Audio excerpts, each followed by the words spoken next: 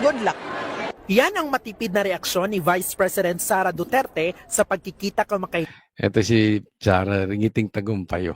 Anong masasabi ni BP Sara yung pagdalaw-dalaw ni Bongbong Marcos kay Lenny? Sige. Good luck. Good luck. Yan ang matipid na reaksyon ni Vice President Sara Duterte sa pagkikita kamakailan. Ito si Sara, ringiting tagumpayo. Kasi nakita yung dalawa, si Lenny tsaka si Bongbong. Kabisado na ni Sara si Bongbong. Alam mo kung matalino si Sara noon, before the 2022 election, mas matalino siya ngayon. Definitely mas matalino siya ngayon. Bakit? Nabukas na yung kanyang isip at puso na hindi lahat ng lumalapit mabuti. Mas maraming traidor. Napatunayan niya yan kay Bongbong Marcos. Ngayon, dumalaw. Nagkita. At ang sagot ni BP Sara, good luck. Good luck sa'yo. Bakit? Alam niya, kung magsama man si Marcos at si Lenny, una, talo. Alam naman natin yan eh. Hindi man, si Lenny could be a better candidate on her own. Isama mo dyan si Bongbong. Wala. Walang mapapala si Lenny kay Bongbong. Meron, makinarya. Meron, pera. Pero pagdating sa pangalan, masisira lang lalo si Lenny, sira na nga, lalo kay Bongbong. Pangalawa, alam niya kahit magsama yan, magtatrayduran lang yan. In the future, sila mag-aatakihan din. Kasi kilala nga niya ang kalidad nito si Bongbong Marcos. Pag wala ng gamit, tinatraydor. Ganyan naman yan eh. Di ba si Bongbong Marcos, inubos niya ang 3 taon niya or 6 na taon dahil natalo siya as Vice President kay Lenny at sinasabihan niya na kung ano-anong kasamaan na pandaraya ni si Lenny. Kaya siya natalo.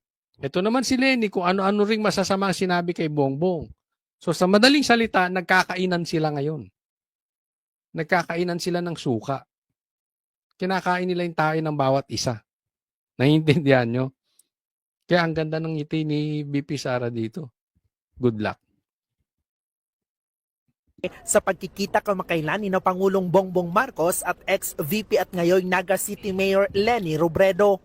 Matatandaan ganyan din ang naging reaksyon daw ni PBBM nang malamang tatakbong Pangulo sa 2028 si VP Sara. Good luck. Sagot ngayon dyan ng bise, Bakit them? Bakit you? Bakit them? Good luck. natanong din si VP Sara kung konektado ba ang desisyon niyang tumakbo sa impeachment complaints laban sa kanya. Hindi naman. Kasi last year, nandiyan na yung impeachment eh. 'Di ba? Nandiyan na yung impeachment, pero hindi pa ako nakapag-desisyon noon. Sa isa namang interview, Saka sa akin, anong issue? Di ba? Kasi ang punto nila dito, kaya daw siya nag-declare na tatakbo siya dahil dun sa impeachment. No, so, tinanggi naman to ni BP Sara. Pero for discussion purposes, kung sinadya nga ni Sara, ano sa inyo? Bakit kayo iyakin? Alam naman natin, ang impeachment is political in nature. Sinisilip ninyo yung confidential funds ni BP Sara na kaliit-liit pero hindi nyo masilip yung confidential funds ni Bongbong Marcos na ang laki-laki, in billions. Nagigets nyo? So, ano ibig sabihin yan? Ginagawa nyo kasi kaya ninyo. Ginagawa nyo kasi nasa kapangyarihan kayo. Ginagawa nyo kasi kayo ang politically empowered. So in short, this is a political strategy to eliminate Sara.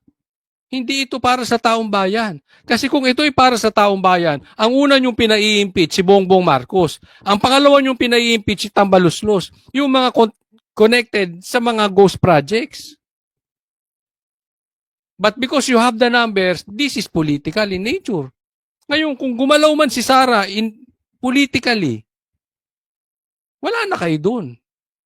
Hindi ko sinasabing gumalaw nga siya politically. Pero kung gumalaw man siya politically, strategy niya yun eh. Huwag kayong iyakin. Ay nauna nang sinabi ni VP Sara na noong nakaraang taon pa siya nag-recruit ng running mate na di niya muna pinangalanan. Wala rin daw partido na lumalapit sa kanya sa kabila ng pag-anunsyo niya sa kanyang kandidatura.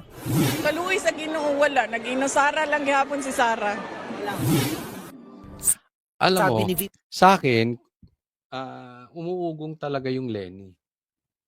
Hindi ko alam kung pipiliin ni Sara, pero kasi yung pahiwatig niya parang leaning towards Lenny. Wala naman siyang sinabing directly, pero leaning towards Lenny.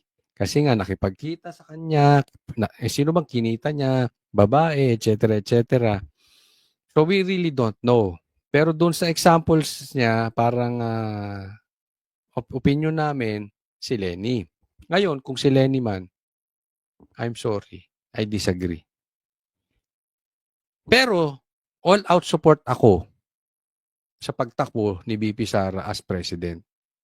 Pero si Lenny, hindi. Alam nyo naman ang stand ng Banateros eh. Ang Banateros supported Sara, pero hindi si Bongbong. Diba? Alam nyo yan. Hindi po kami yung bumaligtad lang ngayon gusto namin si Bongbong tas tinitira si Bongbong. Hindi. Dati na naming ayaw si Bongbong. So if ever si Lenny nga, we can support Sara but not Lenny. Alam mo kung bakit? Sisirain ni Lenny to si Sara. Yung mga nakapaligid kay Sara, may mga nakapaligid kay Lenny is the same people na pilit na pinapatanggal ni BP Sara sa balat ng Pilipinas dahil silang nagpapahirap sa Pilipinas. Masisira si Sara dyan. Sara, maaga siyang nagsabing tatakbo dahil kahit naman daw wala pa siyang announcement ay inaatake na siya. Kahit ano raw ang gawin niya ay hahabulin talaga siya ng impeachment. Kahapon, bukas, ngayon, ang impeachment ay nandyan. Sinimulan na nila yung pagsira sa pangalan ko. So bakit ko pa ba i-delay yung pagsabi na tatakbo ako kung nakapag-desisyon na ako? Kabilang na nga sa hinaharap ngayon ni VP Sara ay ang 4 na impeachment complaints laban sa kanya. Ni-refer na ito sa House Justice Committee. Pero alam natin naman, malakas si Sara. So sure win na ito. Sana lang wag siya mapatay.